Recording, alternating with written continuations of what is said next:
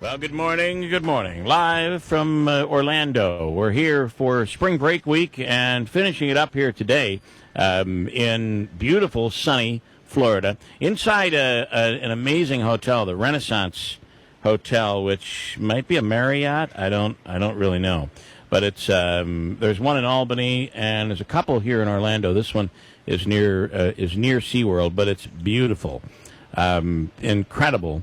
And unfortunately, I think a lot of the conversation yesterday got into the issue of the gender bathrooms. And I don't know, apparently I was too close to the buffet, so they said, we want you to move somewhere. So I've moved across. You might hear more of this gigantic waterfalls that's making its way through. But anyway, a good setup, and we're here in Florida. I'm going to do our free money question of the day. We'll get that in coming up in a second. And then an update. Christine, do we know any more on this story that was breaking yesterday? There was an Amber Alert, and this involved two parents from Frankfurt and two children. The children, though, have been found, right? That's what we're hearing, and we're waiting to hear from state police as to the official word this morning. They were set up in Frankfurt at the command post last night, and late we were told that they did find the children, but I don't believe that they found the mother or the father of one of the children, and they are still looking for him. And Minaski raised a good point during the break earlier. The children went missing on April 22nd. It wasn't until yesterday that there was an Amber Alert put out in our area. So that's one of our questions as to why the Amber Alert happened yesterday and why there wasn't one put out earlier. You know, I hate to say, but, and I'm not by any means defending because I don't know the situation. It sounds like there was, according to police, something that happened a while back that included an ex, and that maybe there was some alleged violence there. Well, now the parents have the kids, and but I guess the question, I'm not trying to defend anybody here, but what would we do if our children were taken away from us?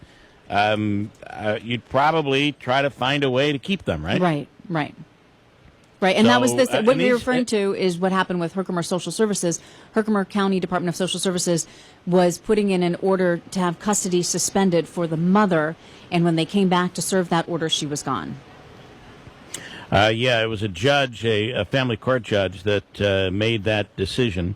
And again, there you then have a situation where police have to step in and they have to. So again, we don't know everything about the story, but they did have a belief that the kids could have been in danger. I believe I read that somewhere. That might have been in the OD.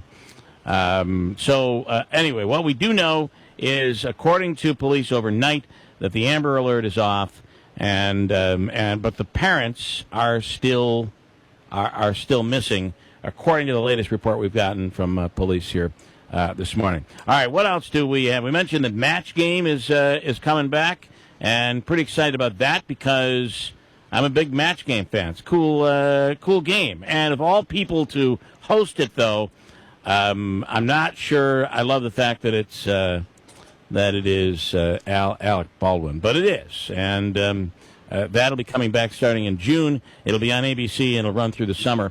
Who knows? It might be popular enough where it turns into something that makes its way back to on the regular schedule. A few other stories that are out there here this morning. Minaski talking about this crazy thing that happened with the NFL draft. And it's because of what is his name? Laramie Tunstall. Yes. A video that was out where he was kind of hitting on a device. It looked like a bong, allegedly involving some marijuana, right? Yeah, absolutely. And the craziest part of the story is that video was leaked on his own Twitter account 10 minutes before the draft started. So the story that's out there now is that his Twitter account was hacked into, and then someone uploaded this video, allegedly, of him smoking marijuana. And I say allegedly. Afterward, he did own up to the fact that he believes that is him in the video. He says that is him in the video, but it is an old video. It's not like he was, he's saying basically it's not like I was smoking weed before the draft or last week or last year. He claims this is an old video. But it's just another twist, a social media twist, And it was funny because I believe it was John Gruden during the draft last night who said, "Listen, if you're a young football player out there and you want to make it to the NFL, delete your Twitter account. Stuff like this will cost you major dollars, and you're now in a situation where your character's being called into question because someone hacked into your social media account." He said, "Just delete your social media, and you don't have to worry about stuff like this." Yeah, he was. First of all, how terrible is it that somebody waited strategically? I know. To just 13 minutes before the draft was where he was supposed to go at number 3, and he fell to like number 13. Right? Is that where he went? 13th. Yeah. I mean, there's a lot of money going on there. Anyway, the video and the account have now been deleted, which, as you say, probably should have happened before. Rob says, listen, the NFL is full of thugs and criminals. This should not surprise anybody. Do you agree with that? No, I think that's a little bit harsh. I do think that's a little bit harsh. And then somebody asked here, Mike says, I wonder if it was hacked by a player who ended up getting drafted higher than him. Or from someone he knew. I mean, it doesn't seem like something that Anonymous would necessarily do. This seems like something that somebody with an axe to grind would do. Right, absolutely. Anyway, that is the deal. Coming up in a few minutes, we're going to talk to Assemblywoman Claudia Tenney, who's on in response to her opponent, who has asked for a debate, and not just one debate. He wants to debate in every county.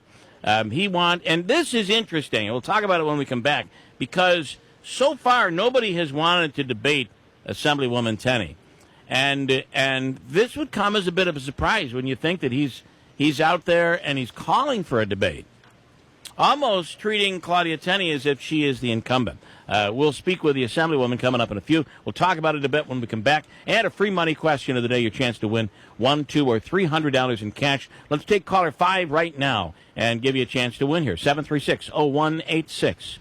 Caller 5 right now to win $100, $200, or $300 of Joe Habaika's money.